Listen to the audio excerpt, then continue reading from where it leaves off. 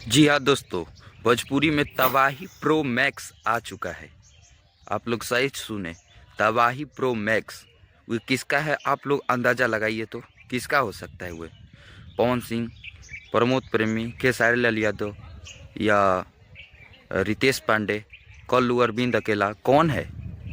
जी, आप लोग सोच ही होंगे, खेसारी लाल यादव एक ही हो सकते हैं, सिर्फ वो खेसारी लाल यादव। तबाही प्रो मैक्स खेसारी लाल यादव लेकर आ गए हैं गजब डोले। गजब डोले आप लोग तो सोच ही सकते हैं क्या डोले गजब।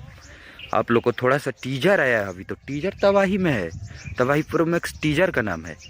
अभी तो वीडियो फुल आएगा ना, तो अभी तो ट्रेलर है, अभी तो फिल्म बाकी है आप लोग को देखने के लिए। टीजर थोड़ा सा जूम करते हैं। अबे ये कौन है रे? दूसरा हटाओ, लगता है उसी में डालेंगे खेसारी लाल यादव।